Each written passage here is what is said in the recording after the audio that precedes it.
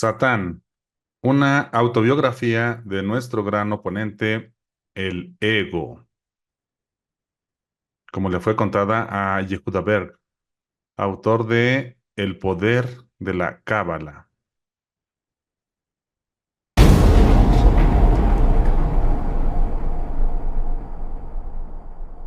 Parte uno: Lanzando el tridente.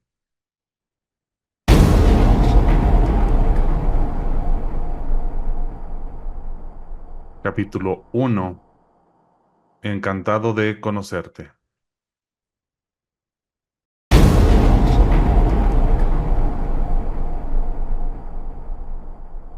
Simpatía por el demonio. ¿Satán escribiendo una autobiografía? ¿Es esto algún tipo de broma pesada? ¿Estás intentando decirme que esto no es un libro de ficción? Está bien, está bien. Sé que estás desconfiando, por decirlo menos, y tienes todo el derecho de hacerlo.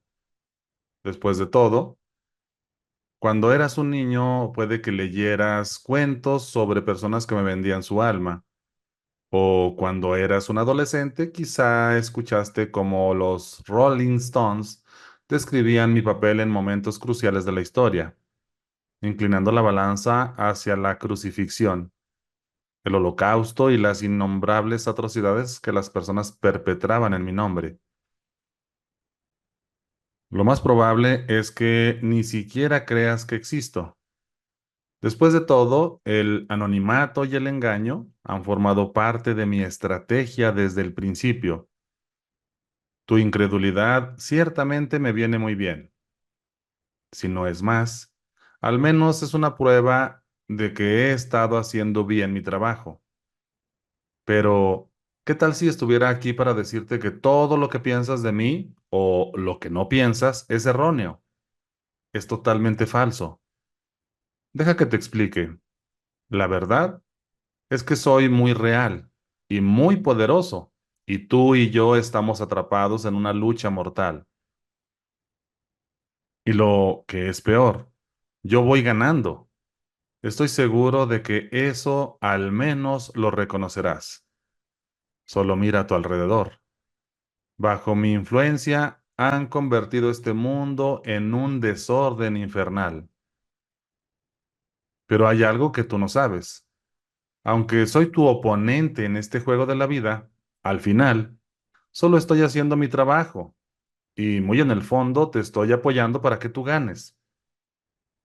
Te lo voy a explicar, pero lo que tienes que saber por ahora es que has estado jugando tan mal que he tenido que saltarme las reglas para poder ayudarte.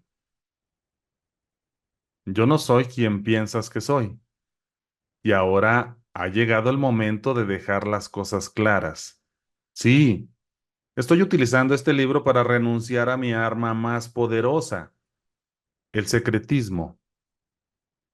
Cuando no crees en mi existencia o malinterpretas mis intenciones, yo siempre gano sobradamente todas las veces. Pero resulta que esto no es bueno para ninguno de los dos. ¿Por qué? Porque estropea el plan que Dios puso en funcionamiento hace mucho tiempo, mucho, mucho tiempo. Básicamente, abandonaste el jardín del Edén. Después de lo sucedido, Dios quería encontrar una forma de impedir que te sintieras tan avergonzado y pudieras ganarte tu regreso. La única forma de superar la vergüenza es eligiendo dejar de actuar de forma egoísta y empezar a dar. En definitiva, ser más como Dios. Por eso Dios te otorgó el libre albedrío. Si no lo utilizas para hacer buenas elecciones, nunca podrás ganarte tu regreso al jardín de la luz y la plenitud infinitas. Pero si esta tarea resultaba demasiado fácil para ti, no hubieses tenido la oportunidad de ganarte verdaderamente nada. Y aquí es donde yo entré en escena.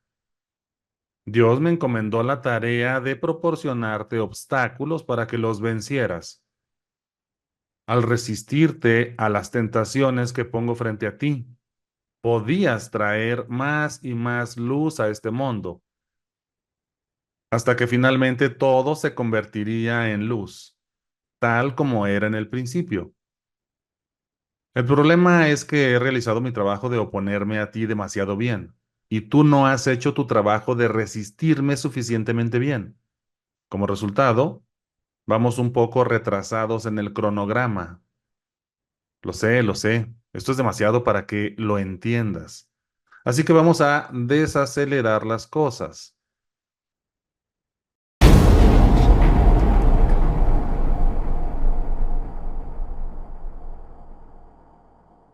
Los orígenes de la duda. Todos esos pensamientos de desconfianza que estás teniendo en estos momentos no son realmente tuyos, son míos.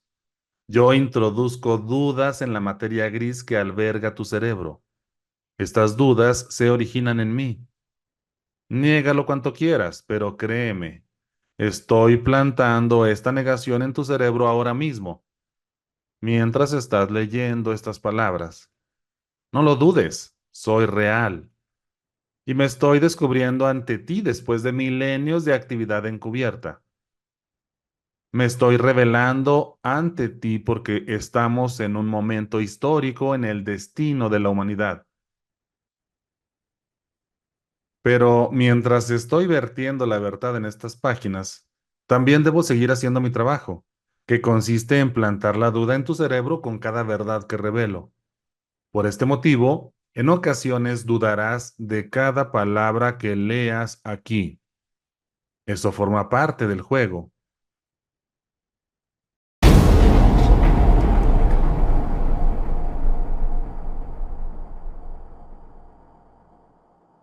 ¿Por qué funciona así? Las personas de cualquier raza pueden servir a Dios con una condición. Tienen que creer. Si no crees que Dios existe, entonces, ¿cómo puedes servirle? Esta es una limitación que yo no tengo. No tienes que creer en mí para servirme. Reflexiona sobre esta afirmación por un momento. Ahora piensa en lo siguiente. Si creyeras en mí, en quien soy realmente, nunca jamás me servirías. Irónico, ¿verdad? Es por eso que la duda es mi esencia misma.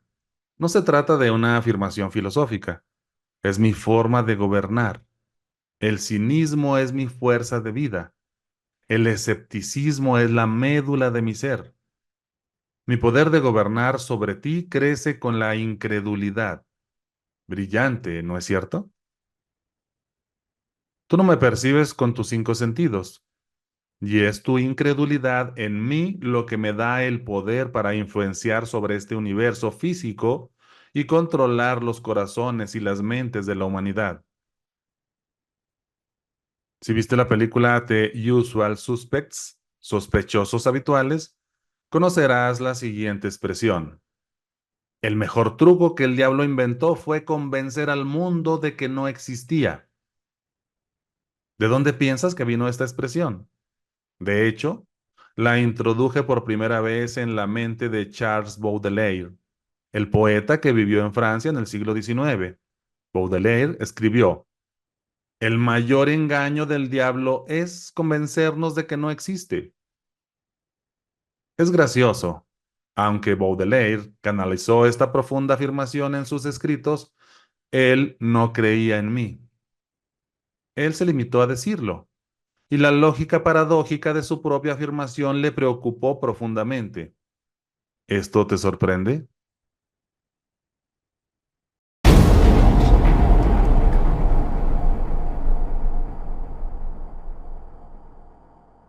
El poder de la incredulidad.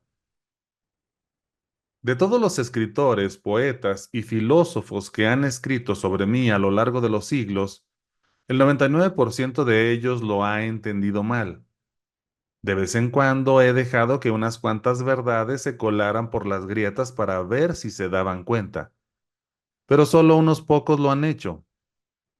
El escritor francés y ganador del premio Nobel, André Gide, tuvo un presentimiento cuando escribió esto sobre mí. Nunca se le sirve tan bien como cuando no se le percibe.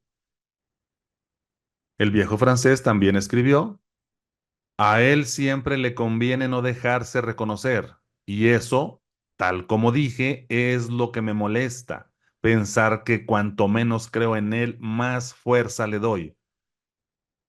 Exacto. Clavo el escepticismo en tu mente racional para preservar mi existencia. Te inyecto con tanta incredulidad que ésta corre por tus venas, inunda tus ondas cerebrales y me permite vivir sin limitaciones tras una cortina de duda. Y esta es la mejor parte. Para sellar el trato, te hago creer que estas dudas son tuyas. ¿Por qué?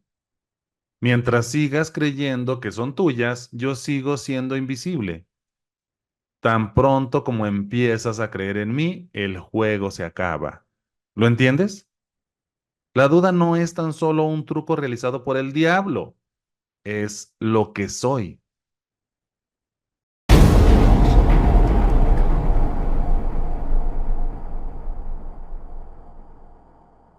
Crisis de identidad. Todos estos años he dejado que pensaras que eras dueño de las opiniones y las creencias que surgen en tu mente. Eres mucho más que tus pensamientos, pero tú odias abandonar la idea de que eres especial, de que esos pensamientos e ideas son únicamente tuyos. No distingues entre las dos voces que funcionan en tu cabeza, mi voz y la de Dios. Tú solo oyes mi voz alta y limitante y todos los pensamientos negativos que acompañan a mi cacofonía. Y cuando te dejas caer en mis tentaciones, piensas que has perdido.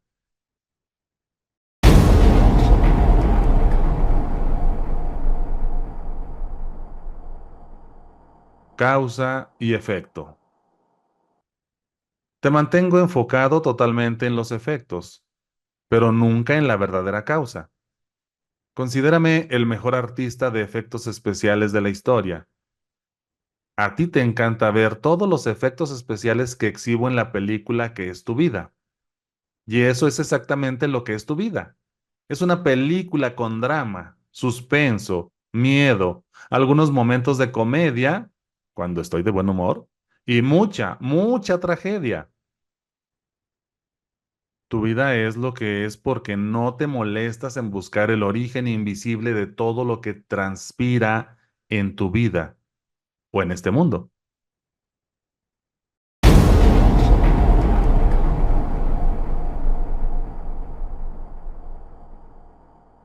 Finalmente,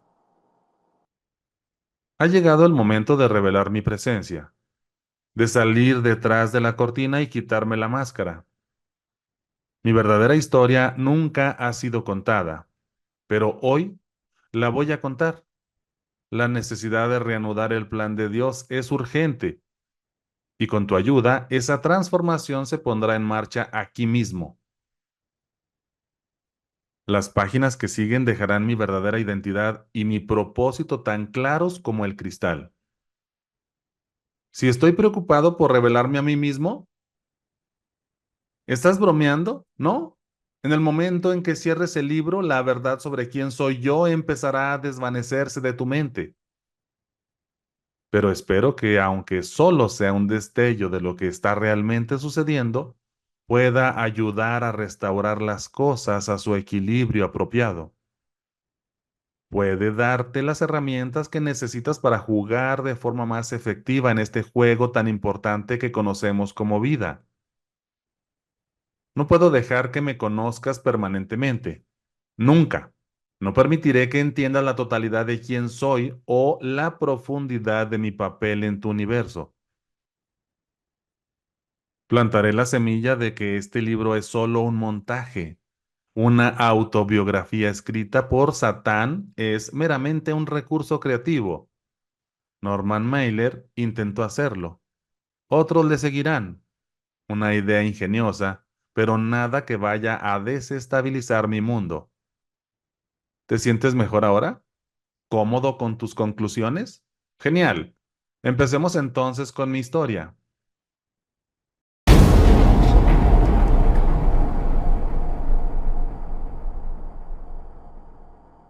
¿Qué hay en un nombre? Primero, aclaremos un malentendido sobre la palabra Satán. Revisa tus libros de historia. Satán no es mi nombre. ¿Sorprendido? No lo estés. Te lo explicaré. ¿Acaso Lanzador es el nombre de Sandy Koufax? ¿Es Amor el nombre de la Madre Teresa? ¿Es Jugador Central el nombre de Wayne Gretzky? ¿Es Escolta en baloncesto el nombre de Michael Jordan? ¿Es centrocampista el nombre de David Beckham? ¿Es empresario el nombre de Charles Michael Schwab? ¿Es cantante el nombre de María Carey? ¿Es emperador el nombre de Julio César?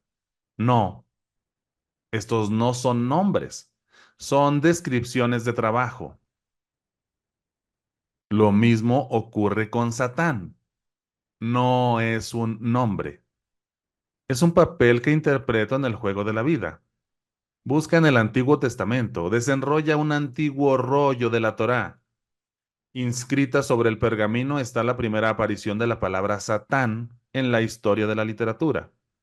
Es una palabra hebrea. La traducción exacta de esta palabra es adversario. El Antiguo Testamento dice concretamente Ha-Satán, que significa el adversario o aquel que se opone. En Zacarías 3:1-2 se lee: Entonces me mostró al sumo sacerdote Josué, de pie ante el ángel del Señor, mientras el Satán estaba a su derecha para oponerse a él. Y el Señor le dijo a Satán: El Señor te reprenda, oh el Satán, el Señor que ha escogido a Jerusalén, te reprenda. ¿No es este un tizón arrebatado del incendio? Cuando la Biblia habla de Satán, está hablando de un poder que se opone. Yo, yo soy el antagonista en la película de tu vida. A su debido tiempo revelaré la razón por la cual es así. Paciencia, amigo mío, la cual, debo añadir, no ha sido una de tus virtudes. La película de la que hablo tiene lugar en tu cabeza. Podríamos decir que ese mundo a tu alrededor es una megapantalla IMAX y que yo soy el único antagonista en la historia de la interpretación dramática que nunca ha sido visto u oído. Soy invisible, aunque estoy en todos lados. Es una magia tan extraordinaria, un truco tan deslumbrante. Es gracioso porque pensamos que para poder ser un actor en el mundo físico necesitas tener un gran ego. Bien, yo he creado el ego. Sin embargo, irónicamente, cuando estoy interpretando mi papel, nadie me ve actuar. Si esto está empezando a sonarte muy extraño, relájate. A medida que nos adentremos en la historia, todo empezará a cobrar sentido.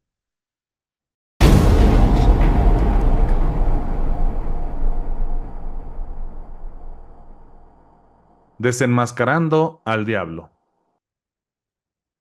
Lo más importante que quisiera que te dieras cuenta en esta fase es que no existe tal cosa como el diablo, ni tal cosa como el demonio, al menos no en la forma en que tú te lo imaginas.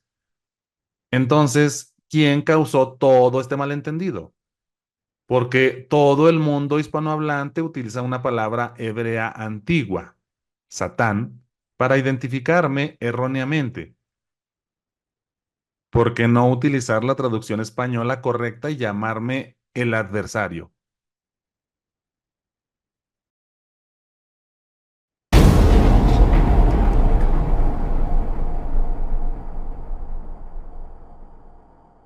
Capítulo 2. Érase una vez en el universo.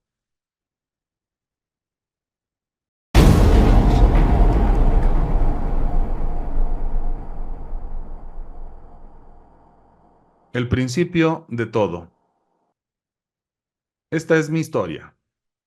Sin embargo, cuando explique mis orígenes, también aprenderás algo sobre los tuyos. Abordemos primero la creación y los orígenes del universo. ¿No te gustaría saber finalmente de dónde provienes verdaderamente? ¿Y qué estás haciendo aquí? Vamos a viajar atrás en el tiempo, muy, muy atrás, hasta el principio de todo, hasta el principio de todos los principios, mucho antes de Isaac Newton y del Renacimiento, antes de los caballeros templarios de la Edad Media, antes de que el profeta Mahoma enseñara en la Meca, antes de que Jesús caminara por la Tierra Santa, antes de que Siddhartha fundara el budismo, antes de que Moisés subiera al monte Sinaí y antes de que Abraham descubriera la unidad que subyace a toda la realidad, incluso antes de que yo sedujera a Adán y a Eva en el jardín del Edén. Explicaré este episodio más adelante. De hecho, tenemos que volver atrás unos 15.000 millones de años y luego ir todavía más atrás, justo antes del Big Bang y de que la idea del tiempo empezara a existir. Aquí es donde empieza la verdadera historia. Podría escribir volúmenes para explicar el nacimiento del universo y el surgimiento de la vida en la Tierra, pero prescindiré de todo esto. La auténtica verdad debe poder reducirse a un simple relato que todo el mundo pueda entender. Lo que sigue es la historia de todas las historias, contada en 3 breves actos. Primer acto, érase una vez, antes de la creación del universo, una fuerza positiva de energía infinita que ustedes tienen el hábito de llamar Dios.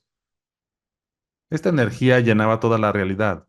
No había nada más aparte de esta energía, esta luz. Segundo acto, un buen día, Dios decidió compartir toda su luz, que consistía en amor más allá del amor, dicha más allá de la dicha y alegría más allá de la alegría. Pero no había nadie con quien compartirla. Así que Dios creó a un ser para que actuara como recipiente, para que recibiera la bondad que Dios quería dar. Este ser receptor era un alma gigante que abarcaba todas las que serían más tarde las almas individuales de la humanidad, incluida la tuya. Este ser era la vasija. Tercer acto. Dios llenó la vasija con felicidad infinita, con lo cual tanto Dios como la vasija vivieron felices para siempre. Bueno, casi. Algo extraño ocurrió. Por un breve instante durante el tercer acto, justo antes de lograr el vivieron felices para siempre, tuvo lugar un suceso extraordinario.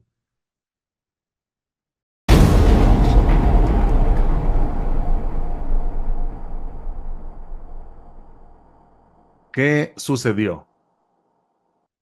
En realidad, no mucho, solo el desarrollo del cosmos, incluida la historia entera de la civilización humana, hasta e incluyendo el momento presente, así como todos los sucesos que ocurrirán mañana y que nos llevarán hacia el destino final del mundo. Desde nuestra perspectiva, eso es mucho. Desde la perspectiva de Dios, ocurrió en menos de un abrir y cerrar de ojos. Lo que sigue es un conciso relato de lo que tuvo lugar y lo que está teniendo lugar ahora mismo.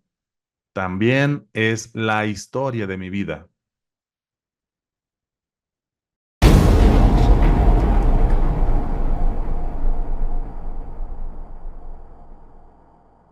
Capítulo 3. El significado de la vida. ¿Por qué nunca obtenemos una respuesta cuando llamamos a la puerta? Con 1.000 millones de preguntas sobre el odio y la muerte y la guerra. The Moody Blues.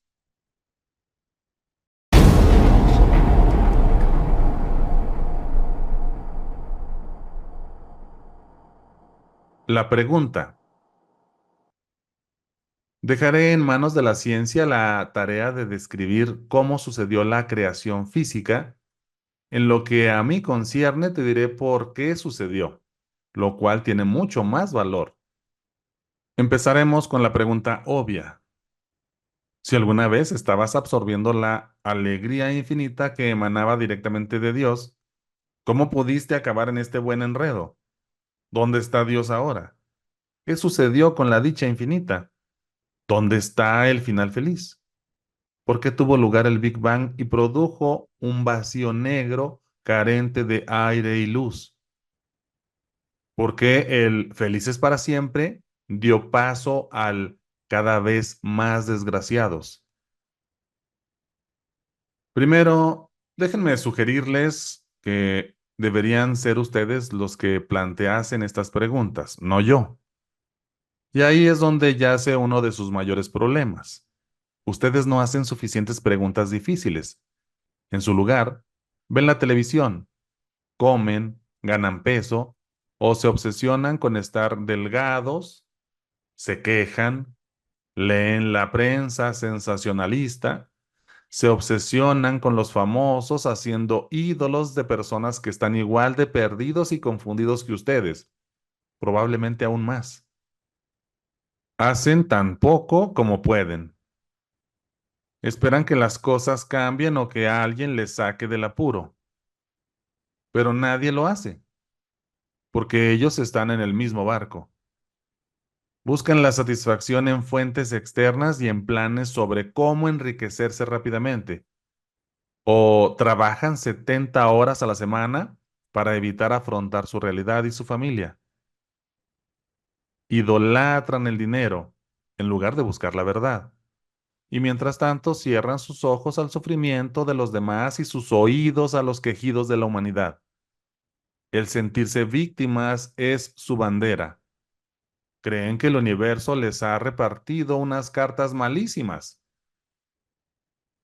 Están convencidos de que la vida es aleatoria, terriblemente injusta y fríamente indiferente a su dolor y sufrimiento. Este es un mundo de competencia despiadada, por lo que no tienen tiempo de pensar en ello, ni mucho menos de cuestionarlo. Primero deben conseguir tanto como puedan para ustedes mismos. O quizá no les importe nada, en absoluto. Aquellos de ustedes que sí se hacen preguntas, solo se preguntan el cómo, nunca se preguntan el por qué. Cuando se preguntan cómo, están tratando con el síntoma. Solo cuando se preguntan el por qué, están tratando con la causa verdadera. Es una gran diferencia, una diferencia realmente grande. Pues bien, es tiempo de despertar. Empieza a hacerte preguntas de verdad y no te detengas ahí. Empieza también a exigir respuestas de verdad. Inténtalo en algunas conversaciones significativas y observa cómo te sientes. Voy a decirlo sin rodeos para que no tengas más excusas. Estoy escribiendo este libro para que puedas subir el nivel de tu juego. En este manuscrito voy a verter mis secretos. Las preguntas difíciles serán planteadas y respondidas, y vamos a iniciar una conversación significativa en lo que se refiere a la historia de mi vida. Y, lo que es más importante, de tu vida. Así que empecemos por ti. Averigüemos qué estás haciendo aquí en este pequeño planeta azul que flota en una galaxia y que parece rotar en medio de la nada.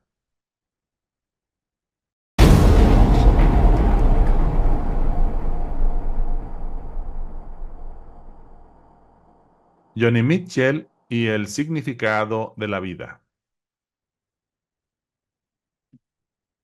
Johnny Mitchell tenía razón. Ella acertó por completo en una frase de una de sus canciones. Se llamaba Big Yellow Taxi, taxi amarillo grande, y fue un gran éxito en los años 60. Dicho sea de paso, durante aquella década turbulenta me hicieron sudar tinta. Paz, amor, libertad. Flower Power. Se acercaron bastante. Pero para cuando llegaron los años 70, ya había logrado afianzar mi posición de nuevo. Cuando llegaron los 80, ya había convertido ese afianzamiento en una llave al cuello. Convertí haz el amor y no la guerra en la avaricia es buena. En los años 90, empecé a dormirles con una llave de estrangulamiento. Cuando llegó el final del milenio, ya estaban noqueados. Todo lo que quedaba en el interior de sus cabezas era una luz de emergencia. Ese destello de conciencia que quedaba solo pudo producir una obsesión por los paparazzis, los famosos, los microchips y los juguetes digitales, dejándoles ciegos a todo aquello que tuviera algo de sustancia y significado. Incluso su llamada espiritualidad era superficial. Trataba siempre sobre el alivio temporal, nunca sobre soluciones a largo plazo. Trataba sobre la idealización de los llamados gurús, en lugar del enriquecimiento de las vidas de las personas. La mayoría de aquellos gurús hablaban mucho, pero no predicaban con el ejemplo. Ese tipo de personas espiritual que está tan enamorada de sí misma es una presa fácil para mí. También lo son los políticos y las autoridades religiosas y toda la gente de Silicon Valley, del primero al último. Los eruditos son un tiro certero. Los físicos son pan comido. Los corredores de bolsa de Wall Street, un éxito asegurado. Te caerías de la silla si supieras lo fácil que es manipular a todos estos tipos.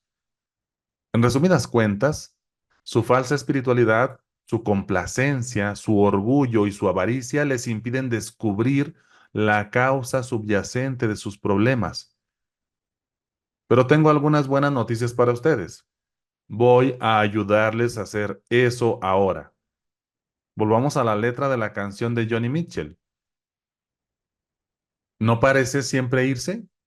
¿No sabes lo que tienes hasta que lo pierdes? ¿Han pavimentado el paraíso y han construido un estacionamiento? He aquí justo enfrente de ustedes, en blanco y negro, en papel, una letra tan poderosa y llena de significado como esta, tanto como cualquier cosa escrita en el Corán, el Antiguo Testamento o el Nuevo Testamento. Una letra que captura la esencia de todas las escrituras. ¿Cuál es el secreto dentro de la letra de esa canción?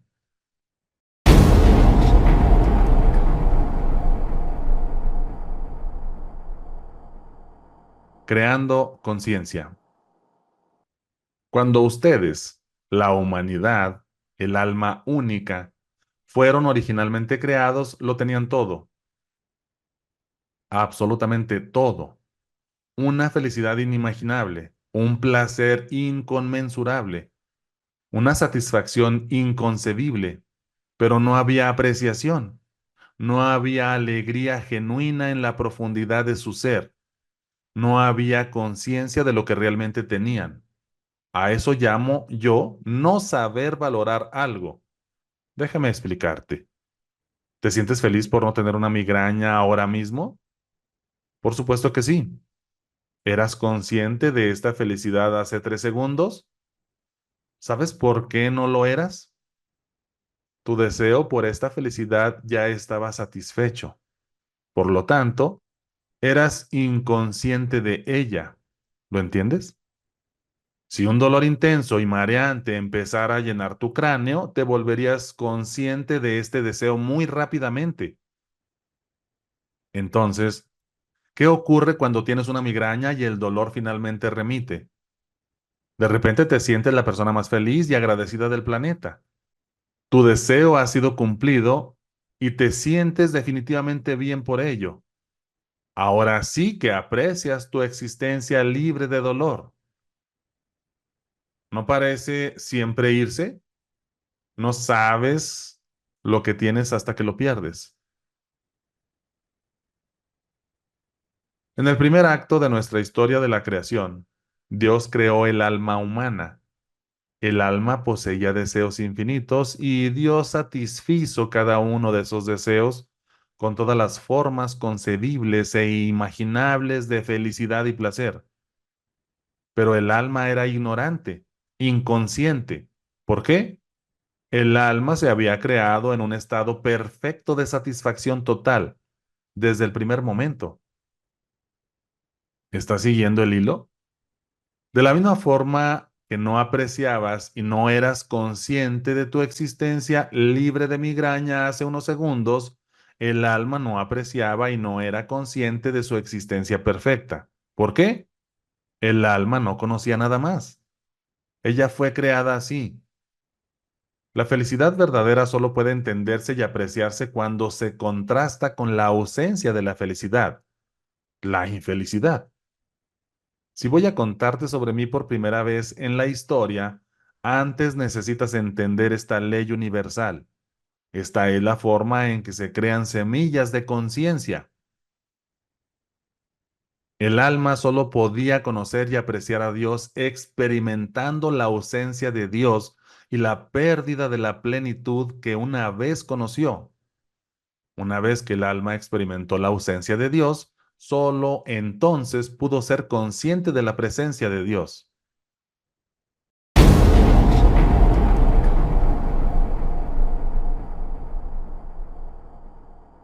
Repercusiones. Las implicaciones de esta ley son inquietantes cuando te detienes a pensarlo. Así que tómate un minuto para hacerlo. Ahora mismo piensa mucho. Dejaré de entrometerme durante unos momentos y te permitiré encontrar la claridad. El tiempo se acaba. Empieza a leer. Solo valoras algo a través de su ausencia.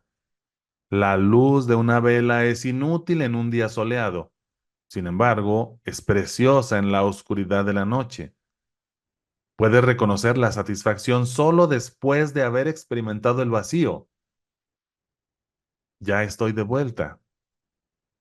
Como ya dije, las implicaciones de esta verdad son terroríficas. ¿Por qué es así? Pues bien, al principio tu alma fue creada llena de satisfacción. Eso era todo lo que conocías. Eras inconsciente de lo que realmente tenías. No sentías ni un gramo de apreciación o conciencia. Siéntate, respira profundo o quizá toma un trago de whisky escocés de Malta.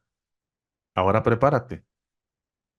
Si el alma recibe inicialmente una felicidad inimaginable y de repente esta felicidad se le arrebató, ¿qué quedó? Una tristeza y una depresión inimaginables. Si el alma nadaba en un mar de placer dichoso, ¿qué quedó cuando este mar desapareció? Un desierto de dolor insoportable. Si el alma disfrutaba de una serenidad indescriptible y esta serenidad desapareció en un instante, ¿qué quedó? Un caos indescriptible. Si Dios y la verdad se eliminan de la existencia del alma, ¿qué es lo que queda? Nada excepto una realidad impía de mentiras y supersticiones. Y finalmente, la gran pregunta, si el alma estaba en una dimensión luminosa de inmortalidad y esta dimensión desaparece súbitamente, ¿qué queda? La dimensión oscura de la muerte. Y eso fue lo que sucedió. El alma no tuvo otra elección que entrar en una realidad opuesta, una dimensión impía llena de dolor, tristeza, caos, corrupción y depresión profunda. Y así su destino final se convirtió en la muerte. Esto sucedió alrededor del tiempo en que tuvo lugar el Big Bang, y el universo físico entró en existencia.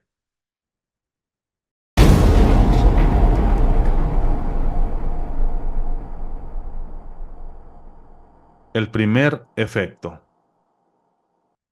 Te contaré otro secreto. El Big Bang fue mi primer efecto especial. Y no me refiero solo a la espectacular explosión. Quiero decir que fue un verdadero efecto, entendido como el resultado de una causa previa. Esta es una causa que todo tu mundo no conoce y que divulgaré en su debido momento.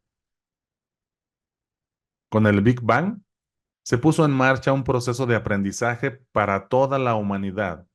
A lo largo de esta empinada curva de aprendizaje se halla el propósito de este mundo y el significado de la vida. Crear una dimensión en la que puedas apreciar verdaderamente y disfrutar la bondad infinita que es tu derecho de nacimiento. Desafortunadamente, si nos basamos en la ley universal que acabas de aprender, tu ego necesita experimentar dolor y pérdida para poder apreciar esta bondad infinita. Siempre hay trampa, ¿no es cierto?